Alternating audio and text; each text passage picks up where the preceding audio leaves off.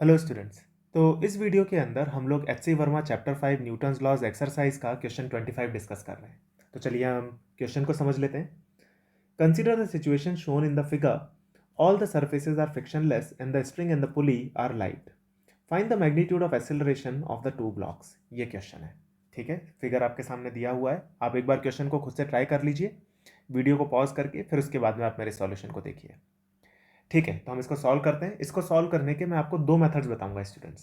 पहला मेथड है छोटा मेथड, शॉर्टर मेथड, और दूसरा थोड़ा सा लेंदियर मेथड है। तो चलिए देखते हैं शॉर्टर मेथड। तो देखिए यहाँ पे मैंने आपके लिए शॉर्टर मेथड डेवलप किया है। ये शॉर्टर मेथड की जो थ्योरी है ये मैं आपको न्यूटन्स लॉज ऑफ मोशन के थ्योरी लेक्चर्स में समझा चुका हूँ, तो वो वहाँ पे आप प्लेलिस्ट के अंदर देख सकते हैं। तो ये एक एटवुड मशीन टाइप का सिस्टम है, और मैंने आपको बताया था कि एक एटवुड मशीन टाइप के सिस्टम के अंदर आप एक्सेलरेशन को इजीली निकाल सकते हैं by using this idea, net force along the string divided by total mass. इसको आप इस तरह से भी समझ सकते हैं कि चलाने वाले फोर्स माइनस रोकने वाले force divided by total mass. तो यहाँ पे चलाने वाला फोर्स कौन सा है? अगर मान लीजिए आप इन दोनों बॉडीज का फ्री बॉडी डायग्राम बनाएं, तो इनके ऊपर क्या क्या फोर्सेज आएंगे? इनके ऊपर आ जाएगा टेंशन का फोर्स, एक तो इस तरीके से, प्लस इनके ऊपर ये 1g साइन 53 आ जाएगा, और एक 1g साइन 37 आ जाएगा, क्योंकि हमको जो साइड लेंस दी हुई है ट्राइंगल की उसके हिसाब से हम ये एंगल्स को आइडेंटिफाई कर सकते हैं, 53 डिग्री और 37 डिग्री। तो हमारे पास में चलाने वाला फोर्स कौन सा हो गया? 1g sine 53। रोकने वाला फोर्स कौन सा हो गया? 1g sine 37। इसमें हम ये एज्यूम कर रहे हैं कि जो लेफ्ट वाला ब्लॉक है वो नीचे जा रहा है, तो 1g साइन 53 जो होगा वो चलाने वाला फोर्स हो जाएगा, 1g साइन 37 जो होगा वो रोकने वाला फोर्स हो जाएगा। तो एक्सेलरेशन की वैल्यू क्या होती थी? चलाने वाला फोर्स माइनस रोकने वाला force divided by total mass. तो इस आइडिया को यूज करके हम जल्दी से आंसर पा सकते हैं। तो चलाने वाला फोर्स हो गया 1g साइन 53, रोकने वाला फोर्स हो गया 1g साइन 37। इन दोनों को हमने माइनस कर दिया, हमारे पास में आ गया नेट फोर्स, और डिवाइडेड बाय टोटल मास। तो हमारे पास में एक्सेलरेशन आ गया g/10 मीटर पर सेकेंड स्क्वायर।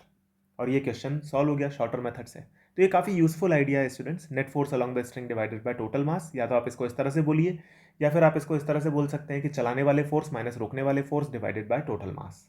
ठीक है, अब इसका देखते हैं लेंदियर मेथड। लेंदियर मेथड और शॉर्टर मेथड में अंतर नहीं है, हम लोगों ने लेंदियर मेथड को ही एनालाइज करके शॉर्टर मेथड डेवलप किया है। तो देखिए लेंदियर मेथड क्या होगा, वही हमारा कन्वेंशनल मेथड है कि इसमें हम मान लेते हैं कि लेट्स से लेफ्ट साइड वाला ब्लॉक नीचे जा रहा है, राइट साइड वाला ब्लॉक ऊपर जा रहा है।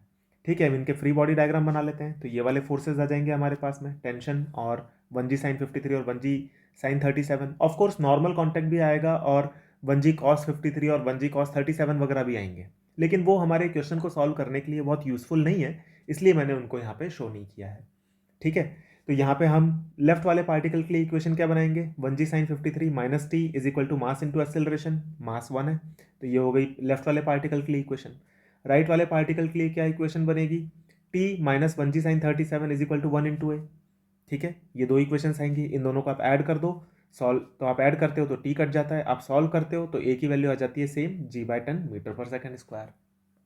तो ये जो लॉन्गर मेथड है ये कन्वेंशनल मेथड है, जिस तरीके से हम लोग इन जनरल क्वेश्चंस को सॉल्व करते हैं इस टाइप के। और ये जो शॉर्टर मेथड है ये हमने लॉन्गर मेथड को एनालाइज करके बनाया है, चलाने वाले फोर्स माइनस रोकने वाले force divided by total mass. इससे ज़्यादा आसानी से ये एटवुड मशीन टाइप के क्वेश्चंस सॉल्व हो जाते हैं।